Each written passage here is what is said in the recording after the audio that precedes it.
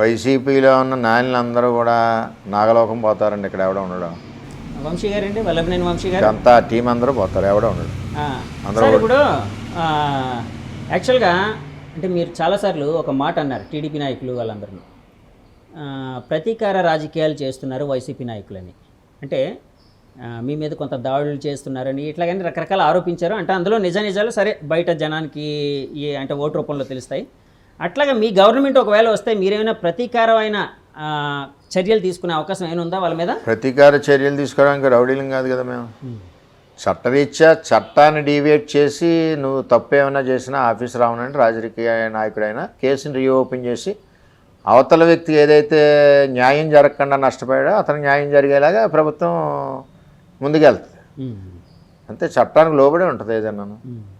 మీరు గంజాయి అమ్మారు, క్యాసినో క్లబ్ నడిపారు, ఇది క్లబ్ కాదు, ఇది మన ఇది మామూలుగా ఏదో అభిషేకం పూజ పెట్టుకున్నామని చెప్పి రిపోర్ట్ రాశారు పోలీసులు, మీకు కేసు నుంచి పక్క పెట్టారు.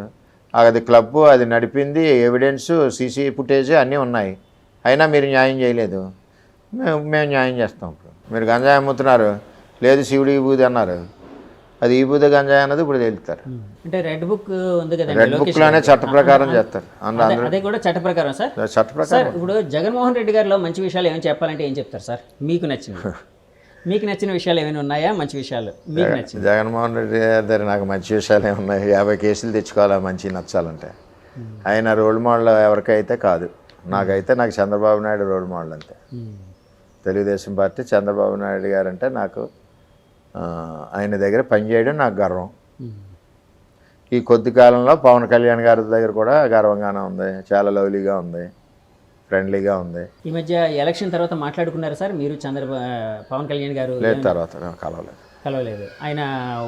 ఆయన వర్క్లో ఆయన బిజీగా ఉన్నారు. ఓకే, రేపు వస్తారు కదండి?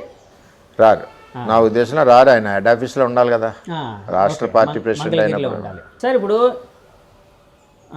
పవన్ కళ్యాణ్ గారు అండ్ వర్మ గారి మైత్రి బంధం పిఠాపురంకి ఏ విధంగా ఉపయోగపడబోతుంది? ఫుల్ అభివృద్ధి పదంలో దూసుకుపోద్ది.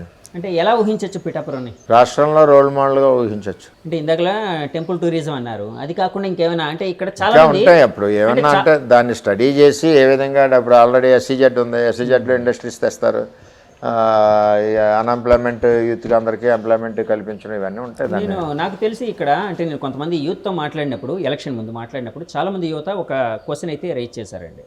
అంటే ఇక్కడ మాకు సంక్షేమ పథకాలు అన్నీ అందుతున్నాయి, అది పక్కన పెడితే మాకు ఎలాంటి అభివృద్ధి, అంటే ఒక ఉద్యోగం కోసం మేము ఎక్కడికో వెళ్ళాలి, SEZ 8,000 ఎకరం ఉందంటున్నా కదా, దానికి సంబంధించి అది పక్కగా మీరు పక్కగా చేస్తాం. మీ గవర్నమెంట్ వస్తే యాక్చువల్గా మొన్న ఎన్నో లక్షల ఉద్యోగాలని అన్నారు కదండి చంద్రబాబు నాయుడు గారు. ఎన్ని లక్షలు సార్? 2 లక్షల? 4 లక్షలు. సో అది పక్కగా చేస్తారు. సరే సార్, 2024 ఇప్పుడు మీరు రాబోతున్నారని అంటున్నారు, సరే వస్తారనుకుందాం. 2029లో లోకేష్ గారిని అప్పుడైనా ముఖ్యమంత్రిగా చూడొచ్చా? అప్పుడు ప్రజల పరిస్థితిని బట్టి, చంద్రబాబు నాయుడు గారి నిర్ణయాన్ని బట్టి. సరే సార్, లాస్ట్ క్వశ్చన్,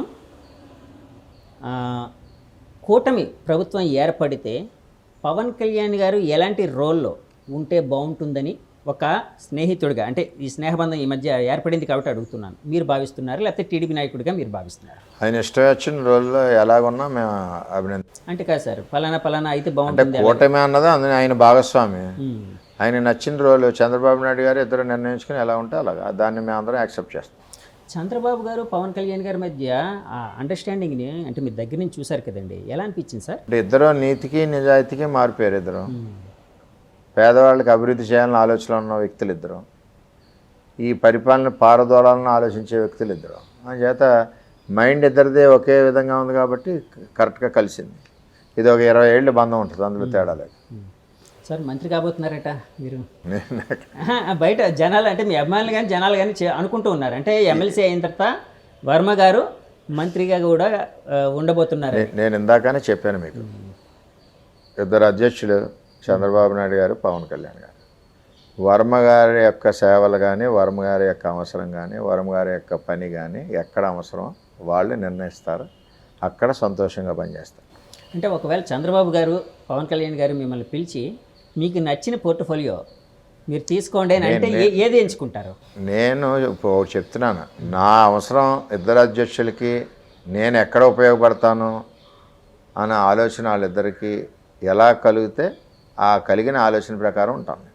మీరు ఒకవేళ ఎమ్మెల్సీ ఇచ్చిన తర్వాత కూడా ప్రజల్లోనే ఉంటారా? అంటే ఎమ్మెల్యేలు అంటే నాకు తెలిసినంత వరకు ఎమ్మెల్యేలు ఎక్కువ ప్రజల్లో ఉంటారు, ఎమ్మెల్సీలు కొంచెం తక్కువ ఉంటారు. నేను ఎమ్మెల్సీ ఇచ్చినా ఇవ్వకపోయినా వర్మ ఆల్రెడీ 20 సంవత్సరాల నుంచి ప్రజల్లో ఉన్నాడు. నేను చనిపోయే వరకు ప్రజల్లోనే ఉంటాను, అందులో తేడా లేదు. సార్ అంటే 22 ఏళ్ళుగా మీరు జనంలో ఉన్నారు. అంటే జనంకి ఎక్కువ అందుబాటులో ఉండడం వలన జనం ప్రేమ మీ మీద ఎక్కువ ఉందా, లేకపోతే జనంకి ఎక్కువైనా సహాయపడుతూ ఉంటారా ఏంటి? నేను సహాయం ఒకటి, కష్టంలో ఎక్కువ ఉంటాను, అందుబాటులో ఒకటి. నా గురించి అతని టైం వేస్ట్ అవ్వదు. నేను 7 గంటలకల్లా పిఠాపురం ఉదయం ఆఫీస్లో ఉంటాను, రాత్రి 9 వరకు. ఈ మధ్య సమయంలో 3 మండలాలు 2 టౌన్లు కూడా నేను టచ్ చేస్తాను. ఎవరైనా సమస్య ఉంది గ్రామంలో అంటే వాళ్ళని పిలిపించుకున్నాను, నేనే గ్రామంలోకి వెళ్తాను. ఎందుకు అడిగానంటే ఈ మాటని, నేను అంటే ఎలక్షన్ ముందు కొంత అంటే బైట్స్ ఇలాంటివి వాళ్ళ సర్వే చేసినప్పుడు చాలామంది యువకులు, చాలామంది అంటే పెద్దలు వీళ్ళు ఒక మాట అయితే అన్నారు, వర్మ గారు చెప్తే అంటే వర్మ గారి కోసం మేము ఓటేస్తాం. అక్కడ పవన్ కళ్యాణ్ గారు ఉన్నారు, ఓకే, మాకు ఎలాంటి అభ్యంతరం లేదు, పవన్ గారిని అభిమానిస్తాం ఆయనకి, కానీ వర్మ గారు ఎవరికి వేయమని చెప్తే వాళ్ళకే ఓటేస్తాం అని అంత కాన్ఫిడెంట్గా చెప్పారు సార్. అంటే ఇది ఏదో ముఖస్థుతి కోసం చెప్పట్లేదు, నిజంగా అదే మాట అన్నారు. వర్మ గారే మా ఎమ్మెల్యే, ఇందాకలు కూడా నేను అన్నాను కదండి, ఫస్ట్లో కూడా నా క్వశ్చన్ అడిగాను కదా. సో అంత అభిమానం ఎలా సంపాదించుకున్నారు? అంటే అందరూ కూడా నన్ను కుటుంబ సభ్యుడిగా చూస్తారు, చిన్నపిల్లలతో సహా వర్మ అంటారు, ఏకవచనంతో పిలుస్తారు. ఆ ఆప్యాయతతోటి అందరూ నేను పోటీ చేస్తాను కదా అని చెప్పి వాళ్ళు చాలా ఆశతో ఉన్నారు. ఈ పొత్తు విషయంలో ఈ విధంగా అయ్యేసరికి ఎలాగ జనరల్గా ఎక్కడైనా కొంత నిరాశలో కోల్పోవడం కరెక్టే కదా.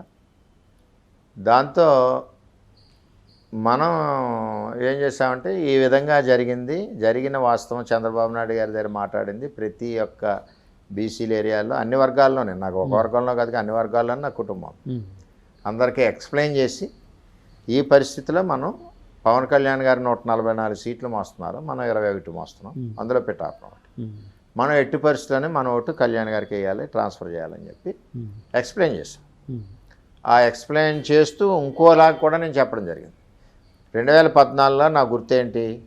ఉంగరం అండి, అంటే ఇండిపెండెంట్ రెబల్ అభ్యర్థిగా. ఇప్పుడు నా గుర్తు గ్లాస్. ఓకే, ఓటు వేయండి, మీకు ఇవన్నీ ఎందుకు, వాళ్ళ పేర్లు ఈ పేరు ఎవరి పేర్లు అక్కర్లేదు, గ్లాస్ కొట్టండి. మళ్ళీ వర్మ మీకు అందుబాటులో ఉంటాడు. కళ్యాణ్ గారు కూడా చాలా మంచి వ్యక్తి, మనకు కూడా డెవలప్మెంట్ యాక్టివిటీ కూడా సహాయ సహకారాలు ఉంటాయి.